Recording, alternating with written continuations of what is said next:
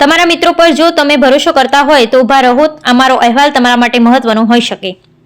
કોડીનાર નજીક મૂળ દ્વારકા વિસ્તારમાંથી ફરિયાદી અજીત ચાવડાના મોબાઈલની ચીલ ઝડપ કરવામાં આવી। સમગ્ર મામલામાં પોલીસે આજે ખુલાસો કર્યો છે। જે સમયે ફરિયાદ સાથે અજીત ચાવડા સાથે સંજય વાળા નામની વ્યક્તિ હતી, તે હવે મોબાઈલ ચીલ ઝડપમાં આરોપી નીકળ્યો છે।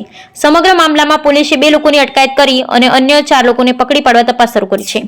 થોડા દિવસ પૂર્વે કોડીનાર તાલુકાના મૂળ દ્વારકા વિસ્તારમાંથી અજીત ચાવડા નામના વ્યક્તિનો ફોન કોઈ અજાણ્યા ઈસમો ચીલ ઝડપ કરી ગયા તેવી ફરિયાદને આધારે પોલીસ તપાસ કરતા સમગ્ર મામલામાં ખૂબ જ રહસ્ય સાથે ઘટસ્ફોટ થયો છે। જે સમયે મોબાઈલની ચીલ ઝડપ બની હતી તે સમયે ફરિયાદી અજીત ચાવડા સાથે રહેલો તેનો મિત્ર સંજય વાળાએ આ મોબાઈલની ચીલ ઝડપ કરાવી હતી। સંજય વાળાએ વેરાવળના હુસેન અને સાહિલને મોબાઈલની ચીલ ઝડપ કરવા માટે પૈસા આપીને રોકાયા હતા।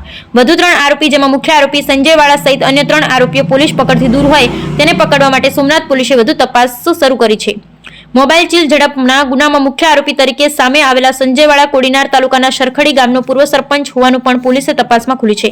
જ્યારે પોલીસ મથક ફરિયાદ દાખલ થઈ ત્યારે ફરિયાદીની સાથે સતત હાજર રહેલો સંજયવાળા મુખ્ય આરોપી હશે તેવી જરા પણ શંકા ફરિયાદી અજીત ચાવડાને થઈ નહોતી, જેને કારણે તેમણે માણસોને રોકીને મોબાઈલની ચીલ ઝડપ કરાવી હતી।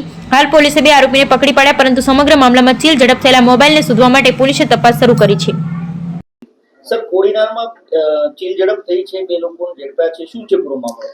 આશરે 10 દિવસ પહેલા અમારી પાસે ફરિયાદ આવી હતી કે એક અજીત ચાવડા કરીને જે ફરિયાદી છે એ કોડીનારથી મૂળ દ્વારકાવાળા રોડ ઉપર બપોર પછીના સમયમાં નીકળી રહ્યા હતા એના મિત્ર સાથે।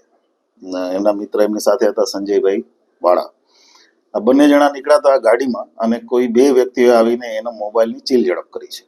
એટલે જેવી અમને વિગત મળી એટલે તરત જ અમે અજીત જે વિક્ટીમ છે એની ફરિયાદ લઈ લીધી। જે તે સમયે અજીત આ વિક્ટીમને ઓળખતો ન હતો એટલે અમે અજાણ્યા ઇસમો વિરુદ્ધ ફરિયાદ લીધેલી। ત્યાર પછી ટેકનિકલ એનાલિસિસ અને સીસીટીવીના આધારે અમે 2 આરોપીને પકડ્યા છે। એમાં એક આરોપી છે હુસેન, જે વેરાવળનો રહેવાસી છે, અને બીજો આરોપી જે છે એ જેઠવા સાહિલ, એ પણ વેરાવળનો છે।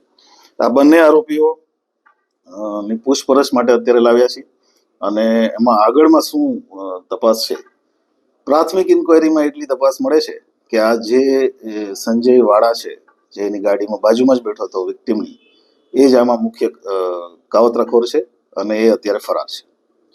ગુનાહિત ઇતિહાસ કોઈ આરોપીઓનો? આમાં જે સાહિલ છે એના વિરુદ્ધમાં 8 ગુના વેરાવળ સિટીમાં દાખલ થયેલા છે। અલગ અલગ ટાઈપના 326, 323 વગેરે છે। બાકીના આરોપીઓને હજી ગુનાહિત વિગતો અમારી પાસે નથી। સર, લૂંટ શેની થઈ? આ કેસમાં બંને મોબાઈલ, કેમ કે જે વિક્ટીમ છે એણે સોનાનું ઘરેણા પણ પહેરેલા હતા અને એની પાસે થોડા ઘણા પૈસા પણ હતા, પણ એ કોઈ વસ્તુ આરોપીઓ લઈ નથી ગયા, ફક્ત મોબાઈલની ચીલ ઝડપ થઈ હતી અને અમે મોબાઈલ હજી સુધી અમને મળ્યા નથી। મોબાઈલ માટે અમે પ્રયત્ન અમારે ચાલુ છે। સર, તો સંજય વાળા જે સાથે જોડે હતો એ જ ફરાર છે? સંજય વાળા જે સાથે હતો એ જ અત્યારે ફરાર છે।